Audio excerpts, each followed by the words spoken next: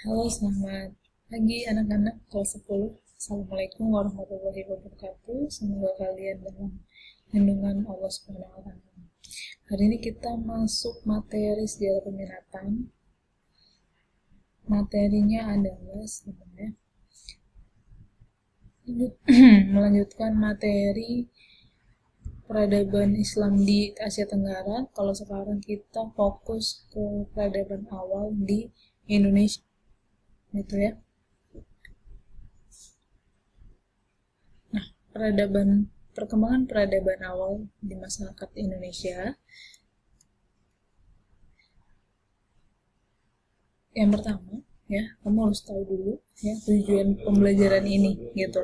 Tujuan pembelajaran ini setelah kegiatan pembelajaran yang sebelumnya diharapkan kalian itu dapat menganalisis kehidupan masyarakat pada peradaban awal Indonesia dan menyajikan hasil analisis kehidupan masyarakat pada Praksara dengan mengembangkan berpikir kritis, kreatif, komunikatif, dan kolaboratif yang baik. Seperti itu. Ini tujuan pembelajaran hari ini. Nah, di sini kita langsung masuk ya. Jadi ketika di sejarah Indonesia atau di sejarah peminatan di awal-awal kita sudah sedikit menyinggung mengenai praaksara ya, zaman atau masa prasejarah di Indonesia gitu. Nah, kita lebih fokus lagi dan memperinci apa yang perlu kita ketahui mengenai praaksara gitu ya. Agar lebih paham saya buatkan per bidang. Nah, pertama di sini di bidang ilmu pengetahuan dan teknologi gitu. Kita di sini kalian bisa lihat ya di sini bahwa mengenal mereka yang sudah mengenal ilmu astronomi, pengetahuan mengenai rasi bintang dalam bercocok tanam. Jadi ternyata rasi bintang bisa digunakan untuk kegiatan bercocok tanam di era food producing gitu ya. Kan waktu itu di era Neolitikum berakhir, Mesolitikum berakhir, awal mula Neolitikum itu peralihan dari food gathering atau berburu meramu kemudian menjadi food producing atau bercocok tanam. Dan di sini ternyata para manusia saat itu memanfaatkan rasi bintang untuk bisa mengenal musim, mengenal angin gitu ya, agar pertanda waktu menanam padi atau menanam tanaman-tanaman lainnya gitu. Nah, ternyata di sini kalau kita lihat ya nggak cuma untuk bercocok tanam, tapi juga digunakan untuk pelayaran karena bisa mengenal angin juga ya. Gitu. Mereka memanfaatkan bintang Waluku. Di sini ada rasi bintang namanya bintang Waluku. Kalau sebutan orang Jawa itu seperti itu. Dengan demikian, masalah perakhiran cuaca atau iklim itu lebih dikenal oleh masyarakat Indonesia sejak zaman dulu. Jadi bukan cuma sekarang perakiraan BMKG gitu ya, memperkirakan cuaca seperti ini. Itu bukan baru-baru ini, bukan karena kita mendapat modernisasi dari Jepang, dari Belanda, dari bangsa-bangsa Eropa lainnya. Ternyata memang dari dulu sudah pernah ada gitu ya. Terus kemudian makin berkembang setelah zaman Kerajaan Mataram. Nah, di sini ya mulai suaranya ya. Setelah zaman Kerajaan Mataram, dari sini juga Kerajaan Mataram Islam memfokuskan pada rasi bintang gitu ya. Jadi ada ilmu cendekiawan atau orang-orang pintar ya di Kerajaan Mataram ya, yang memperkenalkan perantara mangsa. Mangsa itu bahasa Jawa. Mangsa bukan berarti dimangsa, dimakan itu bukan ya. Mangsa di sini artinya itu adalah masa gitu ya. Masa bisa dikatakan ya waktu mangsa gitu. Waktunya untuk gitu ya. Perantara mangsa yang pada hakikatnya merupakan suatu cara perakhiran musim di Indonesia, khususnya masyarakat di Jawa gitu ya. Jadi ini dikenal oleh masyarakat Jawa. Selanjutnya, selain digunakan untuk mengetahui musim berarti ya, ilmu astronomi juga dimanfaatkan sebagai petunjuk arah pelayaran, yaitu rasi bintang biduk ya, biduk selatan, rasi bintang biduk selatan, untuk menunjukkan arah selatan dan rasi biduk utara untuk menentukan arah utara gitu. Nah, rasi bintang ya. Dari penguasaan ilmu perbintangan ini, masyarakat praksara Indonesia berlayar mengarungi lautan hingga sampai ke Pulau Madagaskar. Jadi kita itu pulau ulung. Makanya jangan heran ada lagu nenek moyangku seorang pelaut gitu. Itu emang benar gitu. Memang sampai ke Madagaskar jauh sekali. Kalau kita bayangin itu nggak nyampe gitu. Oh, masa sih gini. Diam. Dulu kita hebat gitu ya. Jadi bangsa pendahulu kita sudah hebat, masa kita nggak mau hebat kan gitu ya. Oke, lanjut. Teknologi teknik pembuatan perahu bercadik gitu. Ini di bidang teknologi ya. Tadi kan ilmu pengetahuan. Di teknologi ternyata pada masa itu sudah bisa membuat perahu ya, nih, yang tadi dikatakan mereka bisa sampai ke Madagaskar gitu kan, menggunakan perahu bercadik. Nanti gambarnya ada ya, ada di relief di Candi Borobudur. Nah, saya lihatkan kepada kalian gambar perahu bercadik itu seperti apa. Kemudian peleburan logam dan pembuatan benda-benda megalitikum atau megalitik ya, seperti dolmen, menhir, sarkofagus, kemudian berundang.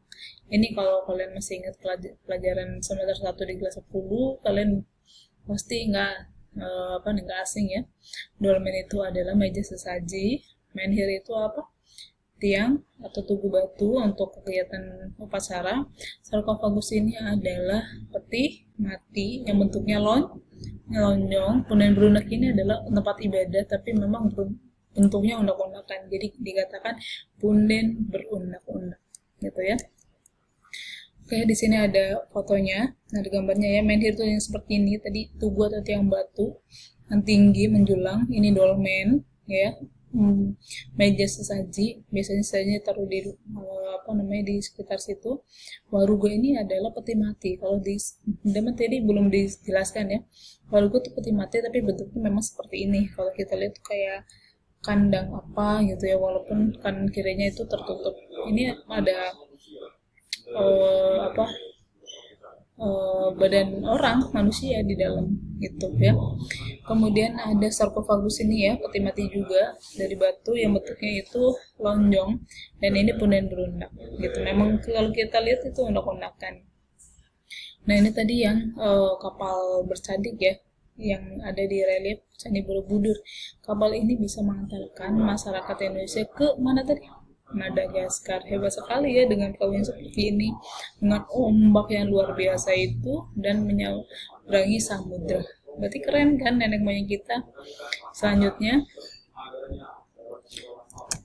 nah, di bidang kepercayaan tadi kita lihat ada punden berunak ya, ada model punden berunak yang seperti ini gitu ya, besar itu, berarti ada juga yang seperti ini. Kalau kita lihat mirip candi ya, jadi memang dari segi kepercayaan di punden berunak ini kan digunakan untuk kegiatan ibadah.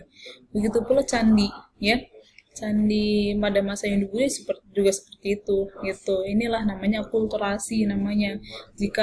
Ketika Indonesia mendapatkan pengaruh dari Hindu dan Buddha ya, ada beberapa bangunan, alat-alat yang mengalami akulturasi gitu ya. Contohnya kalau di masa praksara ini punden berundak, ketika masa Hindu Buddha ya candi gitu ya. Terus di bidang kepercayaan itu memasuki masa bercocok tanam, kepercayaan masyarakat itu mulai mengalami perkembangan. Pada masa ini masyarakat mempunyai konsep tentang alam gitu ya, gara-gara berpikir mengenai bercocok tanam, mereka bisa makan dari hasil panen, mereka bisa hidup ya dari hasil panen, jadi menganggap bahwa alam itu sangat baik, sehingga ya mereka mempunyai konsep tentang alam, kehidupan setelah kematian seperti itu ya. Mereka yakin sekali bahwa roh seseorang ya ketika dia meninggal tidak lenyap gitu ya, tetap menemani mereka yang masih hidup. Itulah yang mereka sebut roh nenek moyang gitu. Nah, apakah ini? Kalau kita lihat ini adalah cap tangan ya. Coba kita lihat di kepercayaan masyarakat itu mengenal animisme, dinamisme, totemisme. Ada animisme, jadi percaya bahwa roh nenek moyang itu tetap melindungi mereka gitu ya. Dinamisme itu terhadap benda yang dia keramatkan, atau temisme itu ada berarti hewan yang disucikan gitu. Misalkan kalau zaman sekarang oleh masyarakat Hindu itu kan sapi gitu ya. Terus selanjutnya, apa hubungannya dengan telapak tangan? Nah, ini telapak tangan ini ternyata menandakan bahwa mereka tuh sudah mengenal kepercayaan dari warna-warna merah tersebut. Warna ini adalah warna sakral, ya. Warna sakral ini, warna merah, dikatakan bahwa orang-orang yang sudah meninggal, ya, akan tetap membantu mereka, melindungi mereka, seperti itu ya. Warna merah ditandai seperti itu. Selanjutnya, di bidang pemerintahan, adanya pemerintahan diperkirakan setelah manusia itu memilih untuk hidup menetap. Jadi setelah Neolitikum, ya, hidup menetap di suatu kelompok atau masyarakat. Ketika mereka pindah-pindah, nggak ada tuh ya pemimpin. Tapi ketika mereka sudah menetap, mereka membutuhkan sosok pemimpin, sosok yang perlu didengar, sosok yang perlu diberi sosok yang memberi nasihat dan macam-macam. Kelompok masyarakat ini dibimbing oleh kepala suku. Jadi pemimpinnya mereka disebut kepala suku. Gitu. Proses pemilihan kepala suku itu harus memiliki kelebihan dalam fisik yang pastinya, karena setiap kelompok atau setiap masyarakat gitu yang sudah berkumpul itu dipastikan mereka mempunyai musuh, karena berhubungan belum paham mengenai akal yang mana baik mana buruk gitu ya. Semua hal itu berkaitan dengan sumber makanan, bisa berebut makanan gitu ya. Itulah kenapa mereka membutuhkan sosok pemimpin gitu ya. Nah, pemimpin yang dibutuhkan itu harus memenuhi kualifikasi. Kualifikasinya itu yang pertama, fisiknya harus kuat gitu ya. Dari spiritualnya juga gitu ya, dan keahlian dibandingkan manusia lainnya. Punya keahlian lainnya gitu ya. Hubungan antar individu dalam masyarakat ini pun sangat erat, dan pola kerjasama dengan hidup bergotong royong telah terjalin dengan baik. Jadi era pada saat itu, ketika mereka sudah berkelompok itu hubungannya makin erat gitu. Selanjutnya, pemilihan ini tidaklah sembarangan. Jadi pemilihan kepala suku itu nggak sembarangan ya. Selain mereka mempunyai kelebihan-kelebihan tadi yang saya sebutkan, ya, seleksinya juga sangat ketat. Seorang calon kepala suku itu harus punya wibawa tanpa celah, gitu ya. Kuat dalam fisik, cerdas dalam berpikir, rohaninya juga atau spiritualnya juga kuat dalam agamanya, gitu ya. Kepala suku seperti inilah yang nantinya sering disebut dengan primus inter pares. Bukan nama kepala suku, primus inter pares itu adalah proses pemilihannya, gitu ya. Selesai. Jadi itu adalah poin-poin penting mengenai peradaban di Indonesia. Peradaban pada masa praaksara, di awal mula sekali, sebelum kedatangan Hindu-Buddha, sebelum kedatangan Islam, sebelum kedatangan bangsa Barat, gitu ya. Alangkah lebih baiknya kita mengetahui latar belakang nenek moyang kita, gitu ya. Awal mula kenapa kita makan dari hasil panen gitu ya. Awal mula kita mempunyai Tuhan gitu ya, punya kepercayaan gitu. Awal mula kita punya pemimpin. Inilah ya latar belakangnya, cikal bakalnya. Oke, kalau sudah kalian tulis materi-materi yang tadi ya. Materinya kalian bisa di screenshot atau di skip aja. Nanti kamu tulis, nanti saya kirim ke WA ibu ya. Oke, berserta kirim foto foto pada saat kalian mengerjakan ya. Fotonya saya minta kirim di foto dan tugas ya. Foto dan tugas saya minta kirimnya di grup.